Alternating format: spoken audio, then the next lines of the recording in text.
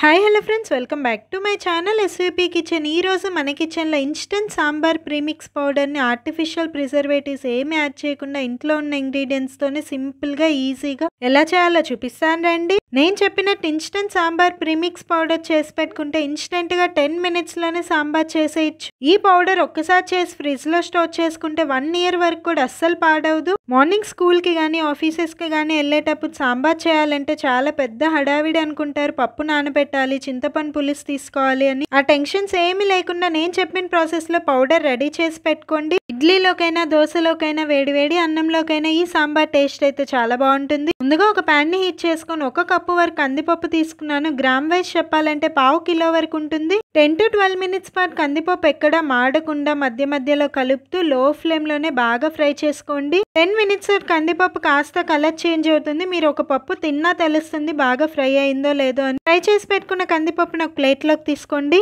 ఏ కప్పుతో అయితే కందిపప్పు తీసుకున్నారో అదే కప్పుతో 1/2 కప్పు వరకు ధనియాలు వేసుకొని 2 నిమిషాల పాటు లో ఫ్లేమ్లోనే ఫ్రై చేసుకోండి. ధనియాలు కాస్త కలర్ చేంజ్ అయ్యి బాగా ఫ్రై అయ్యాక 1/2 టీ స్పూన్ మెంతులు, 2 టీ స్పూన్లు పచ్చిశనగపప్పు వేసుకొని మరో 2 నిమిషాలు ఫ్రై చేసుకోండి. లాస్ట్లో 2 టీ స్పూన్ల జీలకర్ర వేసుకొని మరో 2 నిమిషాలు ఫ్రై చేసుకొని బాగా ఫ్రై అయ్యాక ఈ స్పైసెస్ని కూడా కందిపప్పు తీసుకున్న ప్లేట్లోకి తీసి రెడీగా పక్కన పెట్టుకోండి. ఏ ప్యాన్లో 20 ఎండుమిర్చి వేసుకొని 5 నిమిషాల పాటు లో ఫ్లేమ్లోనే ఫ్రై చేసుకొని ఒక గుప్పెడు కరివేపాకు వేసుకొని కరివేపాకు క్రిస్పీగా అయ్యేంత వరకు బాగా ఫ్రై చేసుకోండి. ఫ్రై అయిన ఎండుమిర్చి అండ్ కరివేపాకు కూడా కందిపప్పు తీసుకున్న ప్లేట్లోకి తీసేసుకోండి. ఇదే ప్యాన్ లో పెద్ద నిమ్మకాయ సైజ్ అంత చింతపండు నీట్ గా వాష్ చేసుకొని విడివిడిగా తీసి వేసుకొని 2 నిమిషాల పాటు లో ఫ్లేమ్ లో ఫ్రై చేసుకోండి. ఫ్రై చేసి పెట్టుకున్న స్పైసెస్ అన్ని పూర్తిగా చల్లారినాకనే మిక్సర్ జార్ లోకి తీసుకొని, మీ దగ్గర పెద్ద మిక్సర్ జార్ ఉంటే ఒకేసారి గ్రైండ్ చేసుకోండి. ముందు కొన్ని స్పైసెస్ వేసుకొని 1 టేబుల్ స్పూన్ ఉప్పు, 2 టీ స్పూన్ల పసుపు, 1 టీ స్పూన్ వరకు ఇంగువ వేసుకొని ఎంత వీలైతే అంత స్మూత్ గా గ్రైండ్ చేసుకోండి. ఇక్కడ ధనియాలు కానీ కందిపప్పు కానీ పలుగ్గా ఉండకూడదు, మెత్తగా పౌడర్ అయిపోవాలి.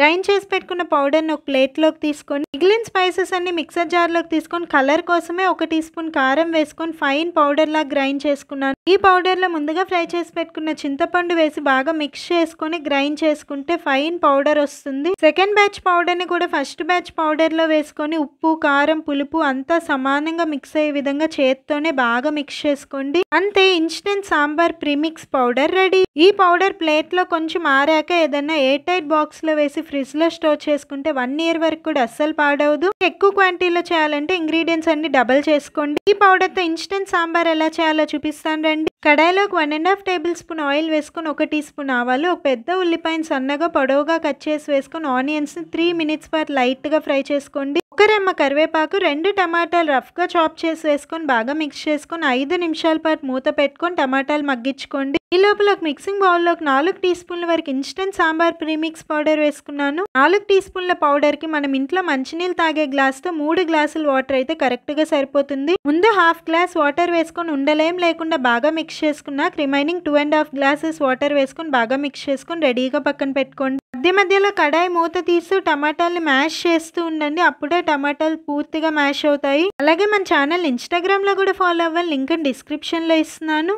5 minutes టమాటాలు బాగా మగ్గిపోయి ఉంటాయి, పూర్తిగా మ్యాష్ చేసేయండి. ముందుగా కలిపి పెట్టుకున్న సాంబార్ మిక్స్ ని మళ్ళీ ఒకసారి బాగా మిక్స్ చేసుకొని టమాటా మిక్స్ లోకి యాడ్ చేసుకోండి. పౌడర్ లో కొంచెమే సాల్ట్ వేసాం కాబట్టి మీరు చేసిన సాంబార్ క్వాంటిటీని బట్టి సాల్ట్ ని యాడ్ చేసుకొని బాగా మిక్స్ చేసుకొని 10 నుండి 12 నిమిషాల పాటు మీడియం ఫ్లేమ్ లోనే సాంబార్ ఉడికించుకోండి. లాస్ట్ లో సన్నగా తరిగిన కొత్తిమీర వేసి బాగా మిక్స్ చేసుకుంటే simple and tasty instant sambar ready. మేము రవ్వ ఇడ్లీలోకి చేసుకుంటున్నాం కాబట్టి వీడియో క్లిప్ లో చూపిస్తున్న కన్సిస్టెన్సీ సరిపోతుంది.